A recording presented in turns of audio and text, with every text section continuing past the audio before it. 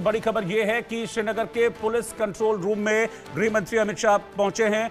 यहां के बाद वो सीधा अस्पताल जाएंगे, घायलों से मुलाकात करेंगे, पहलगाम जाएंगे, जहां पर आतंकी हमला हुआ उस जगह भी अमित शाह जाएंगे। तो ब्रेकिंग न्यूज, बड़ी खबर इस वक्त मैं आपको बता रहा हूं।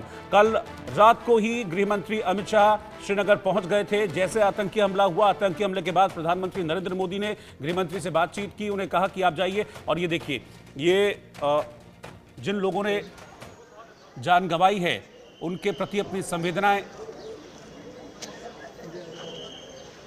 प्रकट करते हुए गृहमंत्री अमित शाह, 28 लोगों की मौत हुई है इस आतंकी हमले में। और गृहमंत्री अमित शाह इस आतंकी हमले में, इस कायराना अटैक में मारे गए जो लोग हैं उन्हें श्रद्धांजलि देते हुए, ये श्रीनगर में पुलिस हेडक्वार्टर्स की तस्वीर है जहां सभी पर्यटक जिनको मौत के घाट उतार दिया गया, जिनको कल बड़ी बेरहमी से कत्ल कर दिया गया, मार दिया गया, उनके प्रति अपनी संवेदनाएं, उनको श्रद्धांजलि देते हुए गृहमंत्री अमित शाह। लेकिन अब देश की आवाज़ है कि इस एक एक हत्या का, इस एक एक लाश का बदला लिया जाए पाकिस्तान से, और इस पाकिस्तान प्रायोजित आतंकवाद को अब खत्म करने का वक्त आ गया। गृहमंत्री अमित शाह यहां से सीधा अब घायलों से मुलाकात करेंगे जो इस आतंकी हमले में घायल हुए। कल की जो तस्वीर थी वो बहुत भयावह तस्वीर थी।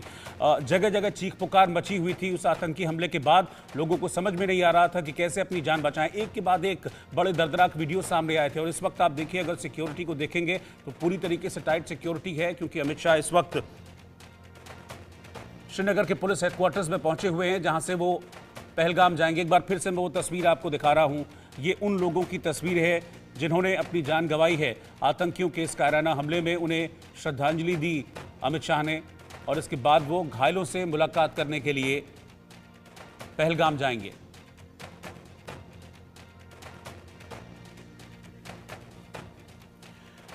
मेरे साथ एनके सूद सर हैं इस वक्त, जो कि रॉ के पूर्व अधिकारी हैं। सर, किस तरीके के जवाब की इस वक्त जरूरत है? आपने सुना होगा अभी एसपी वैद साहब को, वो सीधे तौर पर कह रहे हैं कि अब आतंक की कमर तोड़ने का वक्त है, पाकिस्तानी सेना की कमर तोड़ने का वक्त है, क्योंकि जो रीढ़ है दरअसल आतंक की खाद पानी देने वाली, वो पाकिस्तानी सेना और पाकिस्तान और आईएसआई है। देखिए, वैद साहब की बात से मैं 100% एग्री करता हूँ और सब एग्री करेंगे। ये सर्जिकल स्ट्राइक का टाइम नहीं है, ये बड़े एक्शन का टाइम है। मैं ये नहीं कहता आप बॉर्डर को क्रॉस करिए, उस पर अटैक करिए, लेकिन बहुत से तरीके हैं पाकिस्तान की सेना को सबक सिखाने के। पाकिस्तान की सेना के पास तो गोले नहीं है, पैसे नहीं है। देखिए, पाकिस्तान की सेना हमारे पे अटैक किया करती थी, उनके पास एडवांस वेपन्स थे। हमारे पास इंसास राइफल्स थी जो 500 मीटर तक जाती थी, उनके पास 1000 मीटर वाली राइफल्स थी। आज हमारे पास सब कुछ है, हमने बहुत कुछ तैयारी कर रखी है और ये टाइम आ चुका है पाकिस्तान को सबक सिखाने का। ये सारा का सारा जो काम हुआ है आसिम मुनीर की स्टेटमेंट के बाद हुआ है, जहाँ पे उन्होंने हिंदुओं पे अटैक करना शुरू कर दिया, हिंदू मुसलमान अलग अलग है, फलाना फलाना है, जो स्टेटमेंट दी, ये सारा काम उसके बाद हुआ। और स्पेशली एक टारगेट किया गया। दूसरा इनका पर्पस था टारगेट करने का कि वहाँ पे बहुत से प्रेस की जा रही थी पाकिस्तान के अंदर कि कश्मीर के अंदर बहुत डेवलपमेंट है, वहाँ पे लोग खुश हैं। और ये पर्यटकों पे अटैक पहली बार किया गया डायरेक्टली कश्मीर के अंदर, ताकि वहाँ पे लोग ना जाएं कश्मीर के अंदर और कश्मीर प्रॉस्पर ना करे। इससे जो मेन इम्पैक्ट पड़ा है वो कश्मीर की इकनॉमी पे, कश्मीर के लोगों की इनकम पे, कश्मीर के लोगों के एम्प्लॉयमेंट के ऊपर। और इससे सबसे ज़्यादा जो लोग नाराज़ होंगे, परेशान होंगे, वो कश्मीरी हैं जो कश्मीर पे रहते हैं। और पाकिस्तान ये भी परेशान है कि उनके पीओके के अंदर कुछ हो नहीं रहा। जितना पाकिस्तान का बजट चलता है कश्मीर का, या जो कश्मीर के ऊपर टोटल एक्सपेंडिचर होता है, उससे 10 गुना ज़्यादा इंडिया वहाँ पे स्पेंड करता है। पीओके से जो खर्चा करते हैं इंडिया वहाँ पे स्पेंड करता है। देखिए, इंडिया को इस टाइम पे बड़ा काम करना पड़ेगा, और स्पेशली बड़ा काम करना पड़ेगा तभी पीएम मोदी अपनी विजिट को, इंपॉर्टेंट विजिट को छोड़ करके वापस आए हैं। और ये काम तो होगा। जब पुलवामा हुआ तो बालाकोट किया गया, उस टाइम पे पीएम मोदी का एक डायरेक्टिव था कि आप स्ट्राइक तो करो, क्योंकि हम पीओके में स्ट्राइक नहीं करना चाहते। स्ट्राइक ऐसी जगह करो जहाँ पे कोई सिविलियन ना मारा जाए, कोई पाकिस्तान की आर्मी के आदमी ना मारे जाए। लेकिन अब टाइम आ चुका है कि पाकिस्तान की आर्मी पे डायरेक्ट अटैक किया जाए, किसी भी तरीके से, प्लान तरीके से, लिमिटेड अटैक, ताकि पाकिस्तान की आर्मी की कमर तोड़ जाए। हमें मिलिटेंट से कुछ नहीं लेना, मिलिटेंट को तो पाकिस्तान की आर्मी पालती है। जब पाकिस्तान की आर्मी कमज़ोर होगी तो मिलिटेंट भी कमज़ोर होंगे। फिर दूसरा काम हमें करना पड़ेगा कि जो वहाँ पे अननोन गनमैन गोलियाँ मार रहे हैं, उनके ऊपर और कुछ काम करना पड़ेगा, और ज़्यादा ध्यान देना पड़ेगा। तीसरा, बलूचिस्तान के अंदर बलूचियों को लिबरेट कराने के लिए इंडिया को पूरी सपोर्ट करनी पड़ेगी। अगर पाकिस्तान हमारी कंट्री के अंदर आम आदमियों को मार सकता है तो हम पाकिस्तान के मिलिटेंट को क्यों नहीं मार सकते, क्यों नहीं हम बलूचियों को सपोर्ट कर सकते। देखिए, इंडिया का जो थोड़ा सा अप्रोच है, काम अप्रोच है। कभी हमें बांग्लादेश धमकी देता है, कभी मालदीव धमकी देता है, कभी पाकिस्तान धमकी देता है। छोटी छोटी कंट्रियाँ हमको धमकी देती हैं और हम वेट करते हैं। इमीडिएट एक्शन क्यों नहीं लेते? टाइम आ चुका है इमीडिएट एक्शन लेने का, पाकिस्तान के खिलाफ, बांग्लादेश के खिलाफ, नहीं तो बहुत बड़ा आतंकी हमला हो सकता है बांग्लादेश की तरफ से भी। तो ये टाइम आ चुका है इंडिया को काम करने का कि इंडिया डायरेक्ट एक्शन ले। मोदी आ चुके हैं और इससे पहले एक बांग्लादेश के अंदर पीएम मोदी गए थे 2015। ठीक है मसूद साहब, मैं आपको रोक रहा हूं, इस वक्त ब्रेकिंग न्यूज आ रही है। राज्यसभा सांसद कार्तिकेय शर्मा ने पहलगाम हमले की निंदा की है। उन्होंने कहा कि पर्यटकों पर यह जो कायराना आतंकी हमला हुआ है ये बेहद दुर्भाग्यपूर्ण है। पीड़ित परिजनों के साथ मेरी संवेदनाएं हैं। देश भर से जो आतंक के पीड़ित हैं उनके लिए संवेदनाएं प्रकट की जा रही हैं। राज्यसभा सांसद कार्तिकेय शर्मा ने भी कहा है कि यह कायराना आतंकी हमला है और जो पीड़ित हैं इस आतंकी हमले के, उनके परिजनों के साथ मेरी पूरी संवेदनाएं।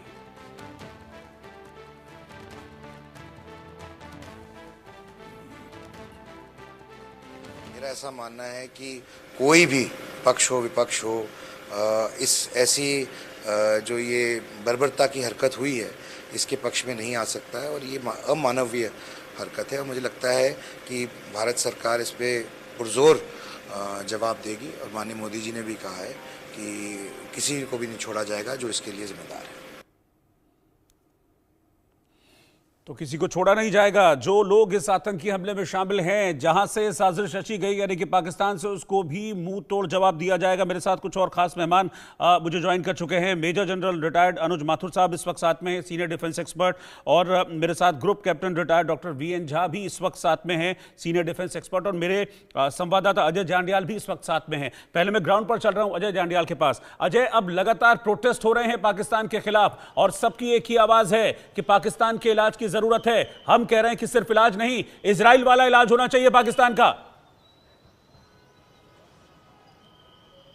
बिल्कुल रोहित, आप सही कह रहे हैं। जिस तरीके से ये निर्मम हत्या मासूम लोगों की गई है, उसके बाद जो गुस्सा है लोगों का लाजमी है, और गुस्सा इस कदर है कि लोग अब इंतज़ार नहीं चाहते हैं। लोग चाहते हैं कि बड़ी कार्रवाई पाकिस्तान पर होनी चाहिए, और इसलिए भी होनी चाहिए क्योंकि जम्मू कश्मीर का वो हिस्सा, जिस हिस्से को स्वर्ग बनाया है सरकार ने, उस हिस्से को एक बार फिर से टारगेट करके वहाँ के मासूम लोगों की हत्या करना। निहत्थे लोग जो कश्मीर इसलिए गए थे कि वो अपनी छुट्टियां में बिता सकें, वो इसलिए गए थे कि वो जम्मू कश्मीर की शांति को, खूबसूरती को देख सकें। उन निहत्थे लोगों को पाकिस्तान ने निशाना बनवाया।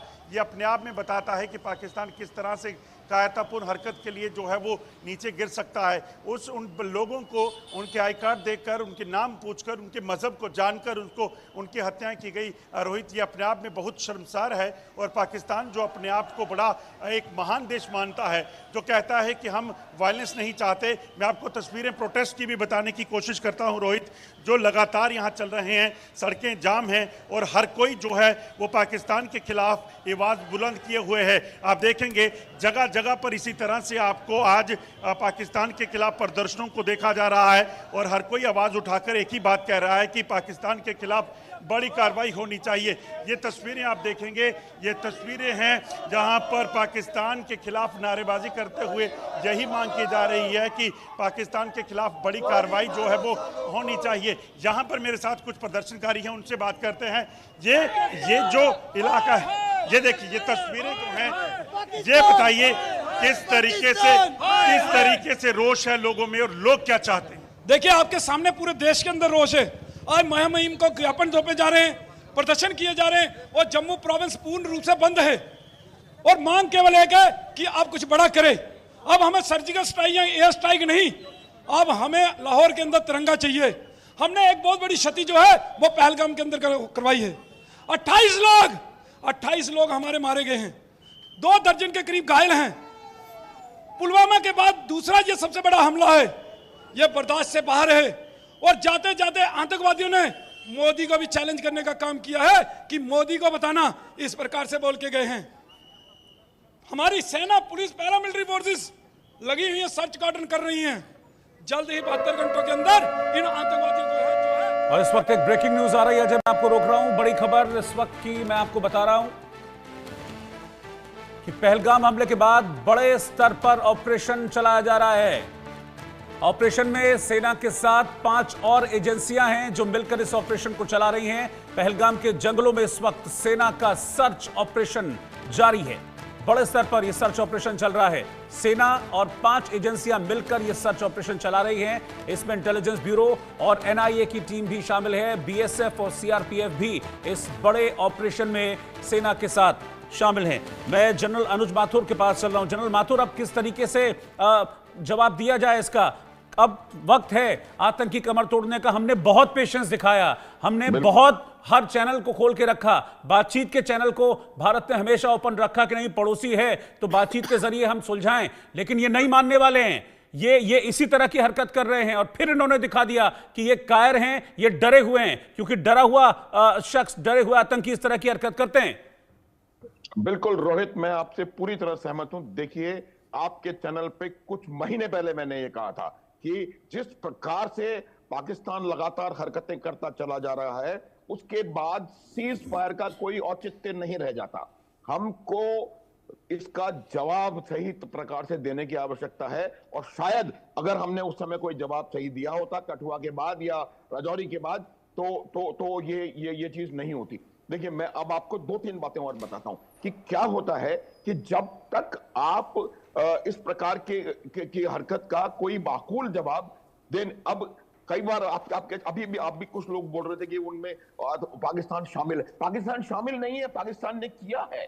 ये जो जिस प्रकार से ये पूरे ऑपरेशन को अंजाम दिया गया है, उसमें आप देख सकते हैं कि आपको एक बेहतरीन मिलिट्री प्रिसिशन नजर आएगा कि कैसे उन्होंने 2-3 छोटी-छोटी टीमें बनाई, कौन सी टीम आगे जाकर के अटैक कर रही, कौन कोई इंफॉर्मेशन दे रही है, कब करना है, उसके बाद कैसे वापस भाग करके किस रास्ते से, ये तमाम मिलिट्री प्रिसिशन के साथ हुआ है। और ये सिर्फ मिलिट्री ट्रेनिंग के, आतंकवादी ट्रेनिंग के बाद नहीं हो सकता। इसमें निश्चित रूप से पाकिस्तान की सेना के या तो सर्विंग या रिटायर्ड लोग शामिल हैं। Point number 1।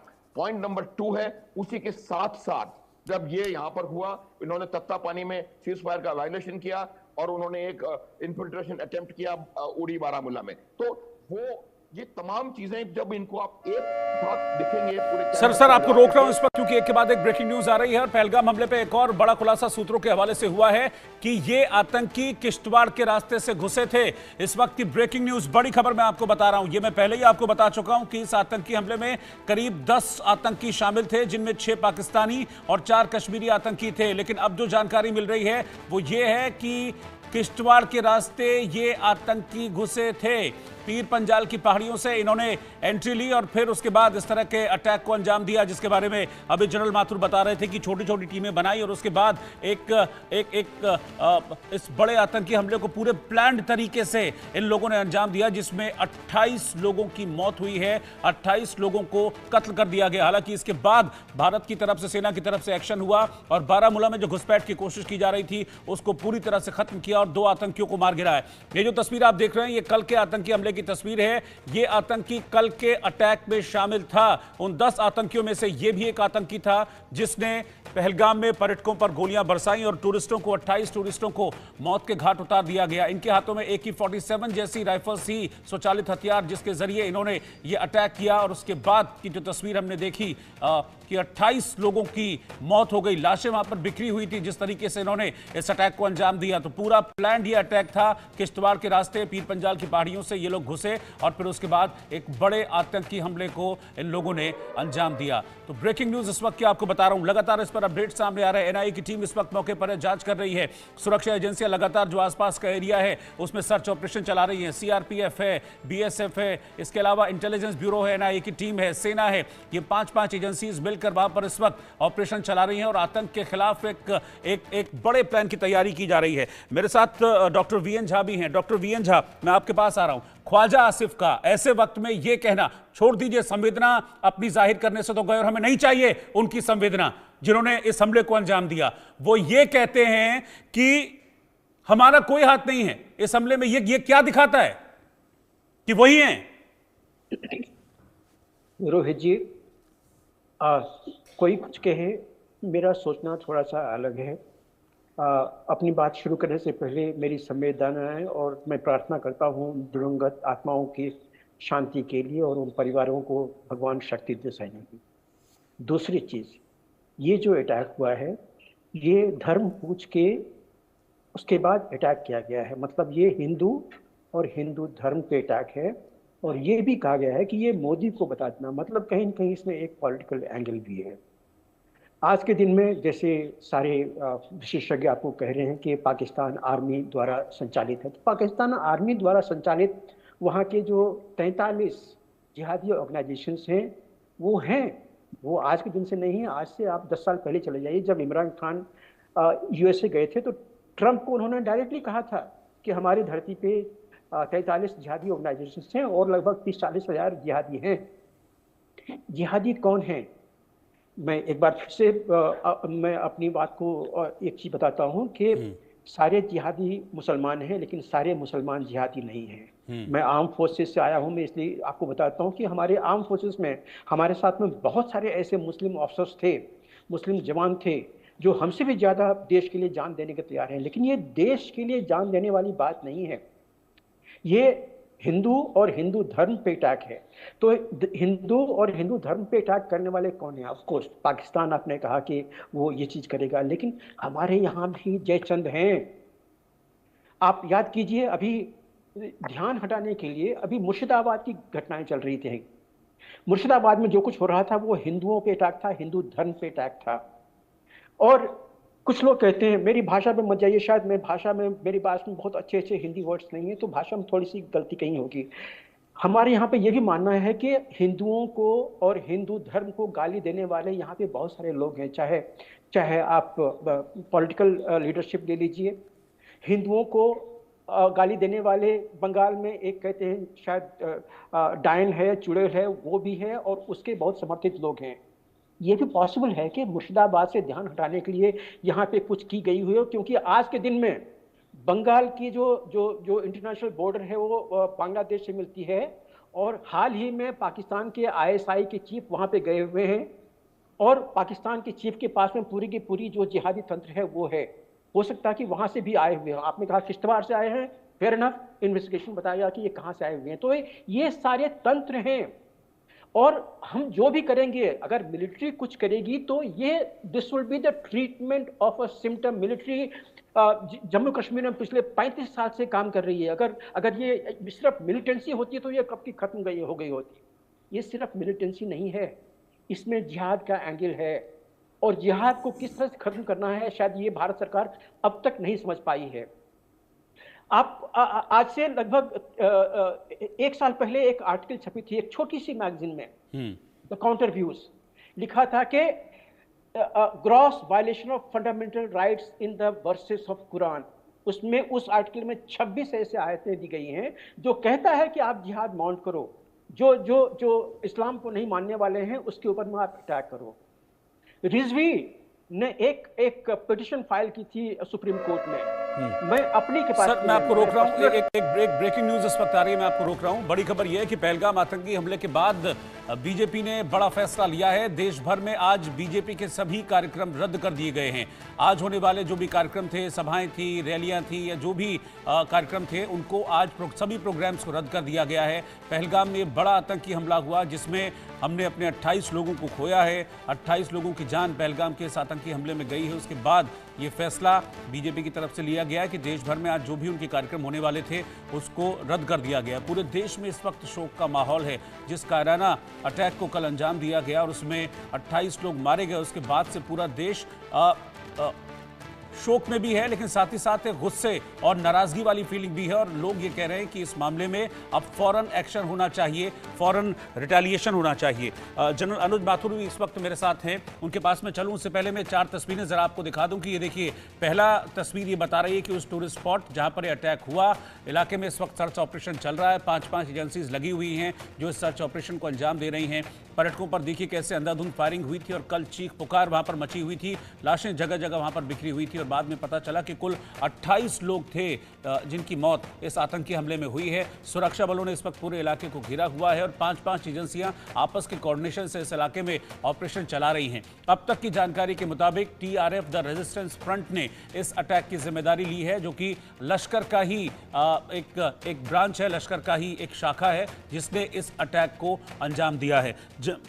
ये सीधी तस्वीर, ये देखिए लाइव तस्वीरें इस वक्त मैं आपको दिखा रहा हूं। ये उसी जगह की तस्वीर है जहां पर कल आतंकी हमले को अंजाम दिया गया था। इस वक्त यहां पर देश की सभी बड़ी एजेंसियां हैं, एनआईए के अधिकारी हैं, यहां पर इंटेलिजेंस ब्यूरो के अधिकारी यहां पर हैं, इसके अलावा CRPF, BSF, Jammu Kashmir police और सेना के अधिकारी सब इस वक्त यहां पर हैं। और ऐसी जानकारी है कि अब से कुछ देर में गृहमंत्री अमित शाह भी यहां इस अटैक वाली जगह पर पहुंच सकते हैं। इस वक्त इस पूरे इलाके में सर्च ऑपरेशन चलाया जा रहा है। आतंकियों की संख्या करीब 10 बताई गई थी और अब उनकी तलाश में सर्च ऑपरेशन, एक बड़ा मेजर सर्च ऑपरेशन आसपास के जंगलों में चल रहा है। इस बीच सुबह बारामूला से खबर यह आई थी कि 2 आतंकियों ने घुसपैठ की कोशिश की थी, उसको नाकाम करते हुए 2 आतंकियों को मौत के घाट उतार दिया गया।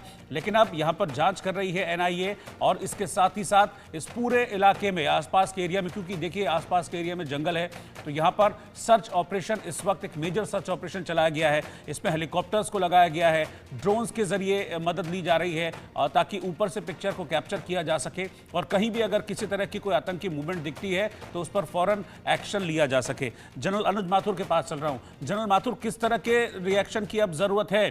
क्या